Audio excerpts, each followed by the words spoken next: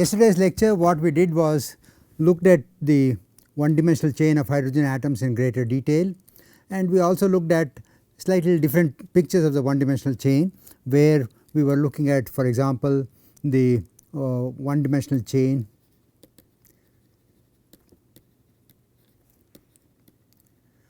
with 2p orbitals forming a band, and I showed how, for example, the 2px band and 2py and 2pz bands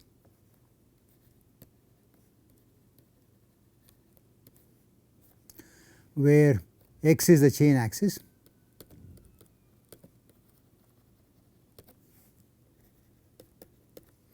differ. So, for example, one of them has, for example, if we are looking at the 2px band, the 2px band has a maximum in energy at k equal to 0 and a minimum energy at k is equal to pi by a. But on the other hand, the 2py and 2pz bands have maximum in energy at k equal to pi by a and minimum in energy at k is equal to 0. And besides, 2py and 2pz bands actually form pi bands, whereas the 2px band forms a sigma band, and sigma bands have a larger overlap and higher energy or higher Hamiltonian matrix element or the transfer integral. So, the 2px band is broader than the 2py and the 2pz bands, and so I showed you the case where actually you have the p bands which are the different p bands overlapping. For example, let me draw the picture again. So, if I draw the picture again, I have the 2p x band going like this, pi by a and minus pi by a, this is energy, and the 2px and 2py bands are going like this. So, you see that within the energy scale you have an overlap of the 2px band is here, and inside that you have the 2py and 2pz bands. And this kind of playing around with pictures of these orbitals is also possible with d orbitals. For example, I will strongly encourage you to do that, where you are looking at dx squared minus y squared, dz squared, and dxy, dyz and dzx, and with different orientations. For example, the z axis along the z along the chain, and in another case the x axis along the chain, and see how these will look like. Now, what I am going to do is I will go over to the two dimensional problem. So far I was basically dealing with the one dimensional problem. Now, we go to the two dimensional problem.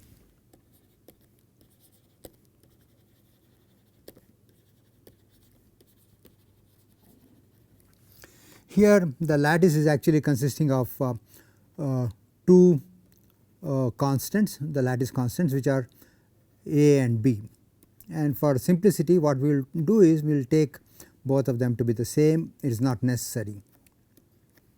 So, this is the lattice that I will draw for you.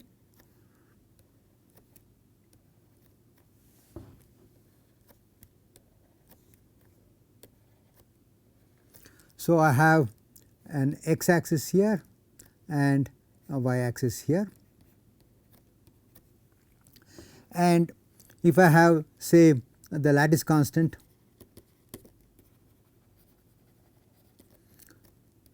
along x is a and along y is b,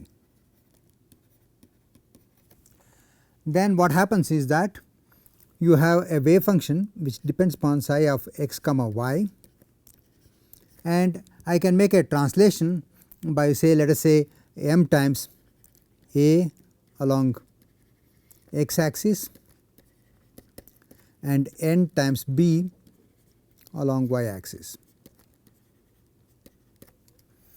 If I do this translation, then what happens is I have to look at psi of x plus m a comma y plus n b, and this should obviously be, according to Bloch's theorem, should go as e to the power I kx ma times e to the power I ky nb times psi of x comma y. So, this is the Bloch's theorem for that, or in other words I have to find out what are the allowed values of kx and ky. So, we have to find out allowed values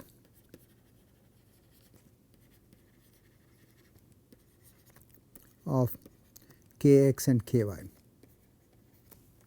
So, because of the fact that if I change this thing kx ma to kx ma plus m prime times 2 pi,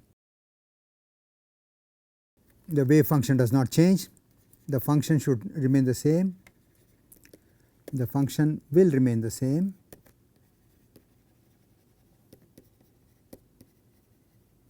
and so also when I change ky times na to ky na plus n prime 2 pi, it will not change. So, in other words what I have is I can say that I can look at changing kx to kx plus some reciprocal lattice vector along the x direction kx, or ky to ky plus some reciprocal lattice vector along the y direction. Things will not change, and what you will need is kx must be equal to 0 plus minus 2 pi by plus minus 2 pi by a plus minus 4 pi by a etc., or ky should be 0 plus minus 2 pi by b plus minus 4 pi by b and so forth. So, for these values of kx and ky, the wave function will remain the same, or in other words psi kx comma ky is identical to psi kx plus some m prime times kx and comma ky plus n prime times capital Ky, where kx or ky, the way I have defined it, I will make them as unit vectors. Kx is equal to 2 pi by a and along the x axis, and ky is equal to 2 pi by b along the y axis. So, the values that kx ky can take, small kx ky can take, are the following. Kx can take values within pi by a and minus pi by a, and ky can take values between minus pi by b less than kx less than or equal to pi by b, because if you go beyond that you are going to be repeating the same states, because the two k states which are related by a reciprocal lattice vector will satisfy the Bloch theorem as though they have the same wave vector, and so everything has to be done within the first Brillouin zone, which is this region. This is the first Brillouin zone.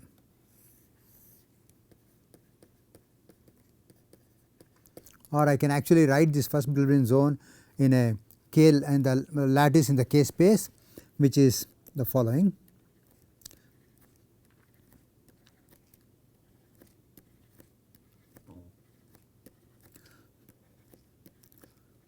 So, the translation vectors in this case are the translation vectors along kx is 2 pi by a, and along ky the translation vector is 2 pi by b, and if I take a region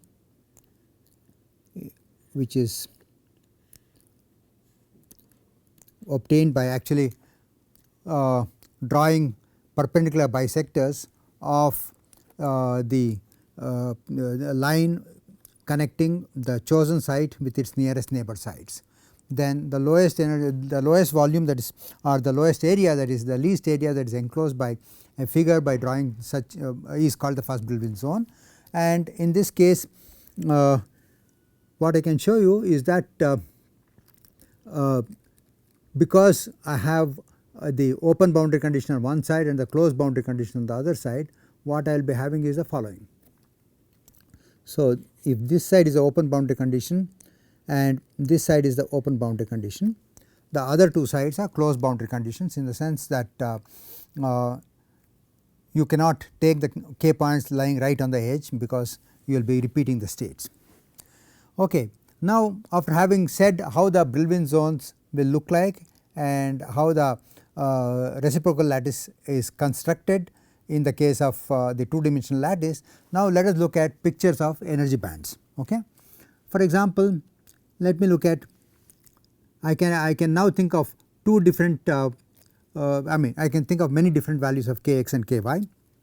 For example, let me take kx equal to 0, ky equal to 0. This point is usually called the gamma point in the k space. So, in this case, if I try to write down the picture of the orbitals, let me look at the 1s orbital or the s orbital, not necessarily 1s, s orbital. So, what happens is that, let me draw a small lattice, that is enough. So, what you will have is the following, that is, you have the 1s, the 1s orbital here which is plus, 1s orbital here which is plus,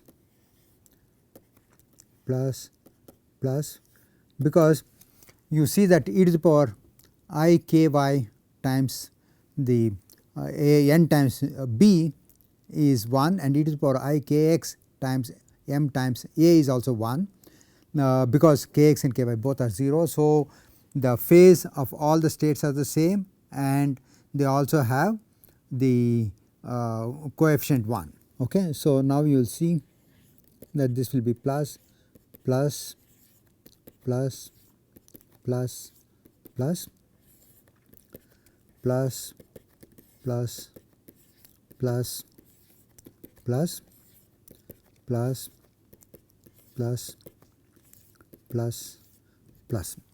Now, this is a giant bonding MO. See, it is bonding both in the x direction and in the y direction. You can never do anything better than this. So, for that reason this state must have the lowest energy. Now, let us look at some other states. Let me draw the picture for kx equal to pi by a and ky equal to 0.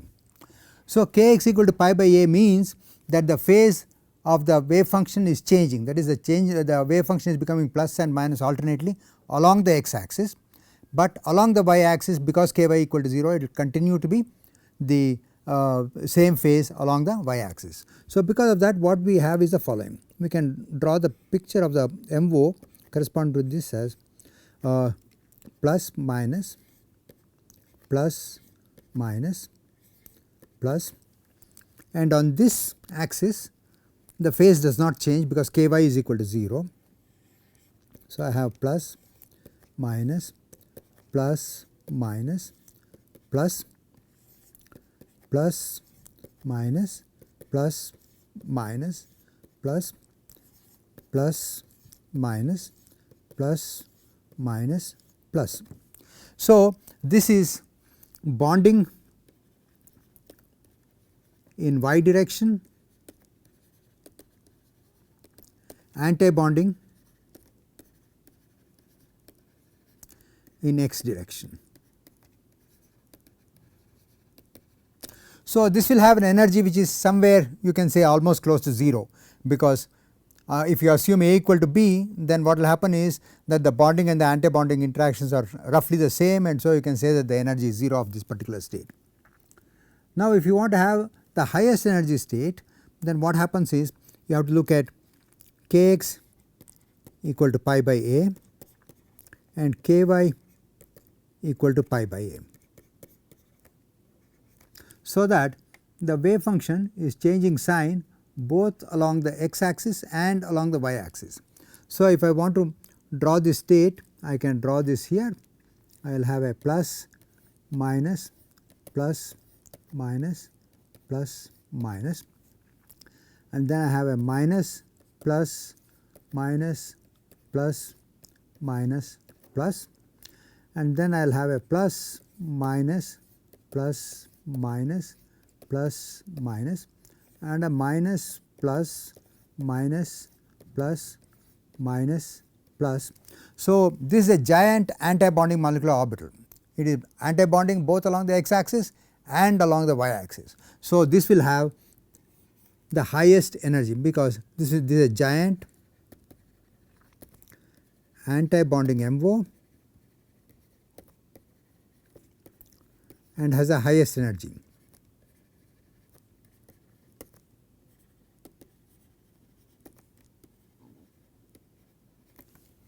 So, actually I can write down the energies this thing E versus K diagram for this. I can just sketch the 3 points. So, I have my Brillouin zone which goes like this.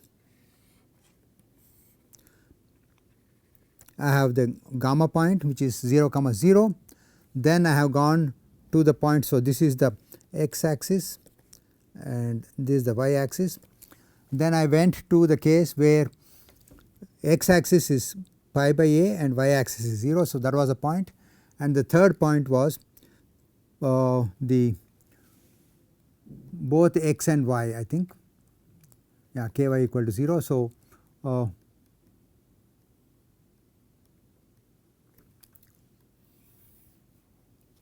so this is the x point, I call it, and this is called the delta point. So, if I plot these, then you will see that I can plot the energy as a function of the point, that is I am going from gamma point and I have the x point and I have the delta point. Okay. And at the gamma point I have the lowest energy, at the x point I will have intermediate energy, at the delta point I have the highest energy. So, you must remember that when going from gamma to x to delta, I am actually taking this route. Okay. So, you can probably work out what the energies will be when you are somewhere in between, like for example, when kx is equal to pi by 2a and ky is equal to 0 and so on and so forth. So, if you did all that, then you will get some kind of a picture which is like this. So, this picture is different from the picture in one dimension, because in the one dimensional system this x axis represented in just one dimension of the k space, whereas here the x axis is representing two different directions.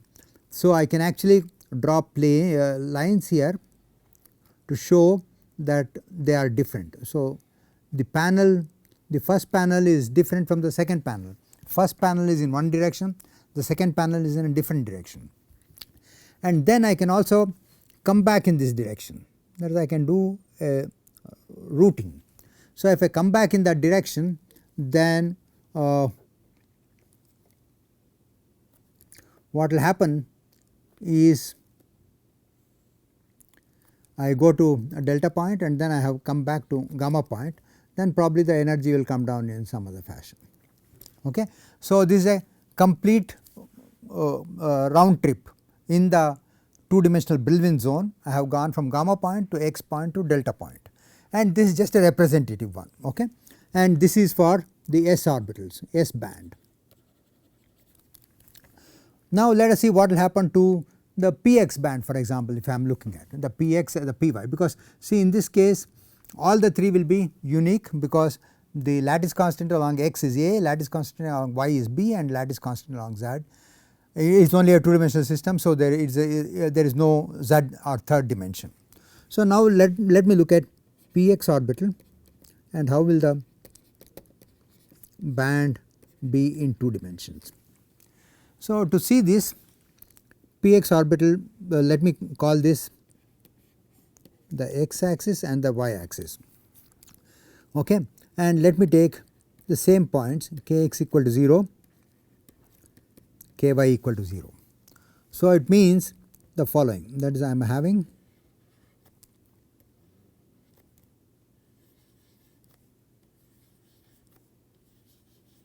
the following states. I will put the phases of the states a little bit later.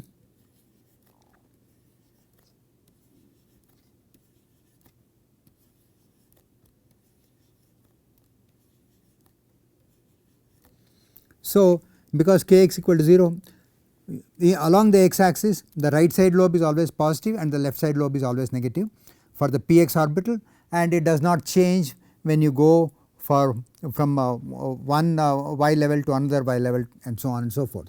So, this is always plus, this is always minus, plus minus, plus minus, plus minus, same here, plus minus, plus minus, plus minus, plus minus.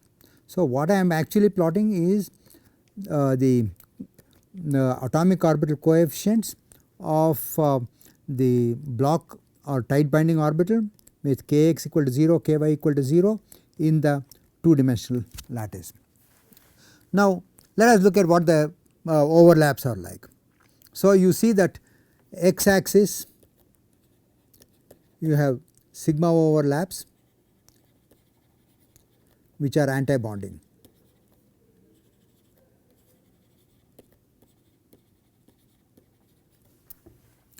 And along the y axis we have pi overlaps which are bonding.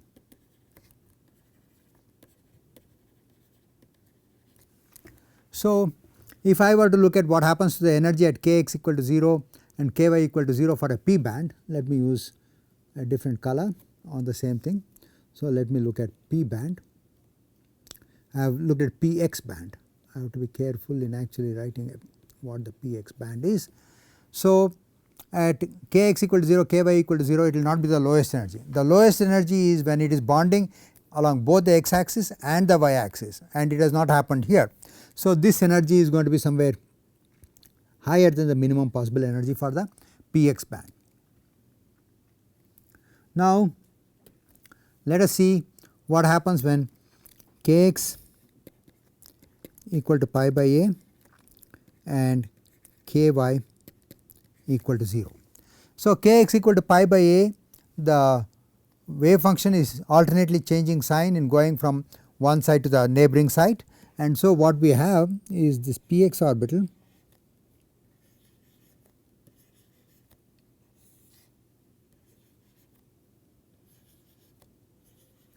I will write one more. So, what I have is I have plus minus, and this will become minus plus, plus minus, minus plus. So, there is a change in the phase of the wave function as we go along the x axis, but along the y axis it does not change. So, whatever was the phase for that particular lattice site will be the same along the for all the lattice sites which are in the direction below that. Okay. So, this is plus minus,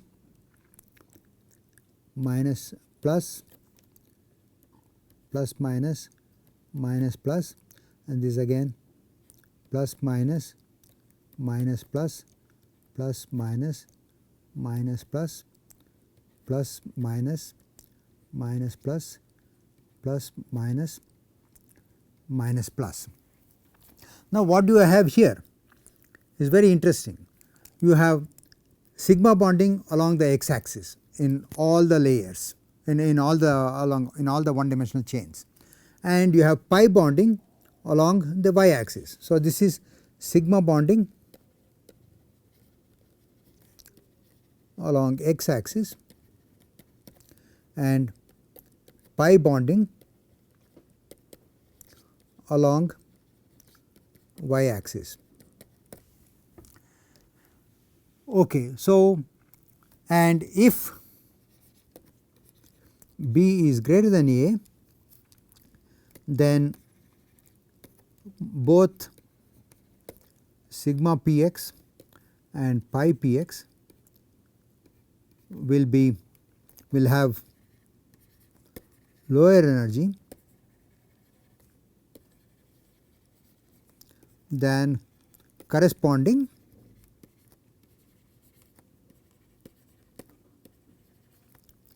sigma py and pi py, because if B is greater than A, the lattice separation is higher. If the lattice separation is higher, the overlaps are smaller, or the Hamiltonian matrix elements are smaller, or the transfer integral or the hopping integral or the resonance integrals become smaller. So, now in this particular case what will happen is that you will have an energy which is and we also know that the pi bonding is usually weaker than sigma bonding, and you have sigma bonding on the shorter axis, on the shorter arm, then and pi bonding on the longer arm. So, you should actually get the lowest energy for this one. So, you will get at the x point the lowest energy. Oops.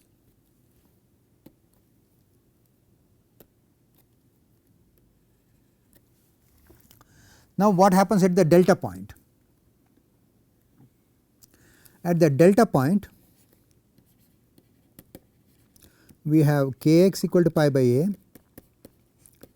ky equal to pi by a.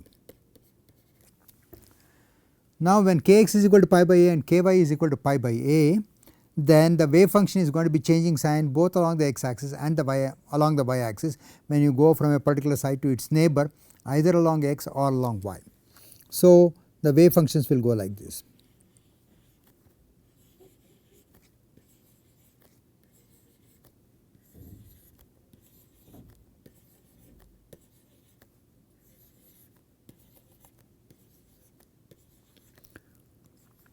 I have not yet written the signs of the lobes. So, you see that they are shifting in along both axes, that is I have plus minus, plus minus, minus plus, plus minus, and here it will be plus minus, minus plus, and then I will have plus minus, minus plus, then minus plus, plus minus, minus plus, plus minus, and plus minus, minus plus, plus minus, minus plus. So, what we are seeing here is pi anti-bonding,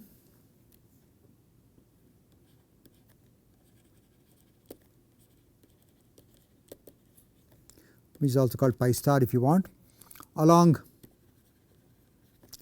y axis, and sigma bonding along x axis.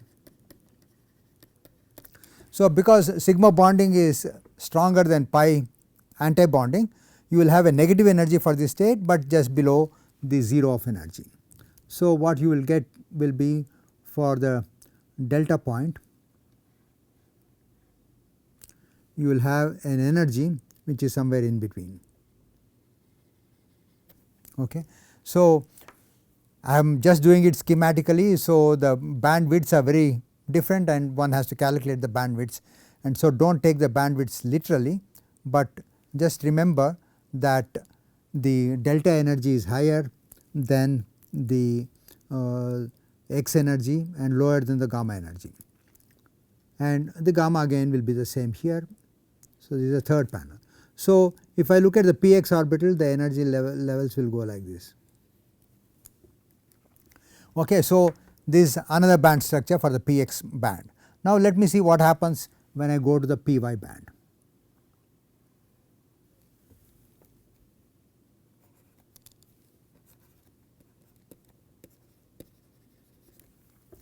So, it is not going to be any different from what the px band is. So, at the k point, kx equal to 0, ky equal to 0, what you will have is, so if I want to write 4 of those, size of the orbitals do not indicate the coefficients corresponding to the orbital, because all the coefficients will be equal in when kx equal to 0 and ky equal to 0. I have only written this way only for convenience. Okay, so just let me write this a little bit closer. So this is positive in the y and negative in the z. So this will be plus minus, plus minus, plus minus, plus minus, and it will be plus minus, plus minus, plus minus, plus minus, plus minus, plus minus, plus minus, plus minus, plus minus, plus minus, plus minus, plus minus. Now what you have is sigma bonding along this thing y axis, and sigma anti bonding, I am sorry,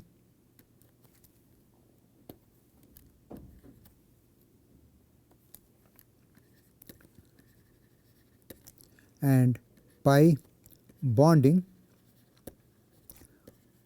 along x axis. Okay, so it is almost like the this thing px orbital, except that the bonding and the anti bonding directions have changed, and also the nature of the sigma and the pi.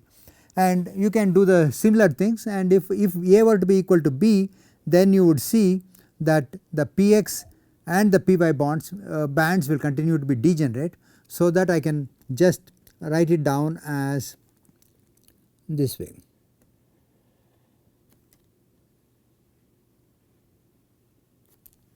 So this is a py band. So you see that if A equal to B, then px and py degeneracy is not lifted by forming the bands. Let us see what happens to the pz band.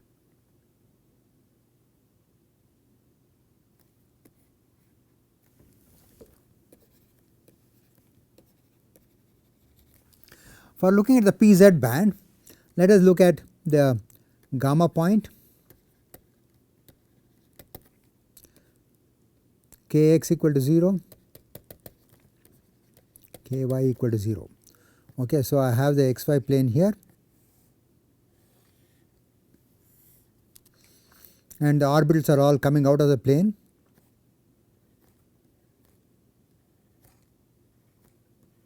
So that I am only drawing the upper lobe and the lower lobe only in the first case. Let me use different colors for the upper and the lower lobes. The lower lobes are here, lower lobes are here, lower lobes go below the plane, and the upper lobes are above the plane.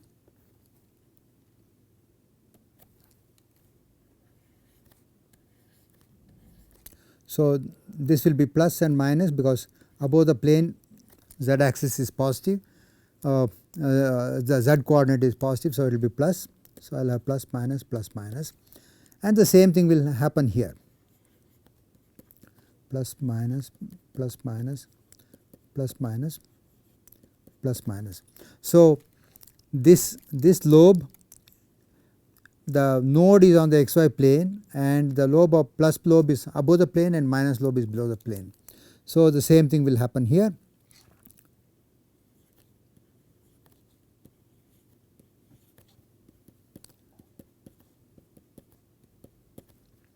And here.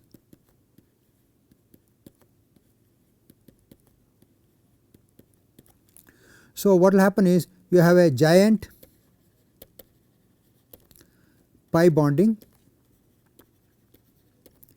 in all directions.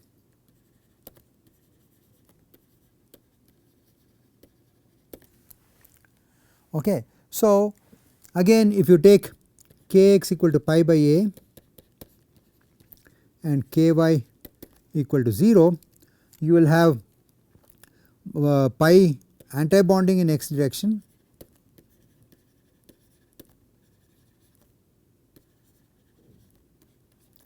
and bonding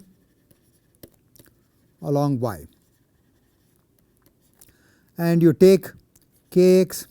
Okay, let me box it out so that you know that this corresponds to, and then I have kx equal to pi by a, ky equal to pi by a, then I will have a giant pi antibonding along both x and y.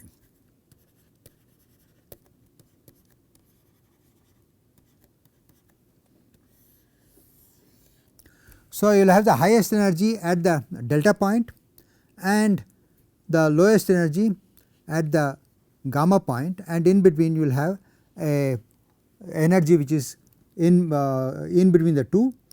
And you also see that because all of them are pi interactions, what you have is the energies are not going to be so large, and so the dispersion is going to be less, and I can actually draw it here. So, gamma is one of the lowest energies. Let us take the energy scale to be 0 here, gamma. So, I have gamma there, and then at x it is bonding in one direction and antibonding in the other direction, and so also in y. So also at so x is going to be higher energy, and delta is going to be antibonding in both directions. So it is going to be higher energy than that, and then I come back to gamma. So you see that the degeneracy of the px, py, pz orbitals are lifted when the bands are formed in the plane, in the xy plane, and what you will see is that the pz band is narrow and px and py bands are degenerate and they are broader than the pz bands, and of course the s band, the maxima and minima of these bands are going to be at different points in the k space.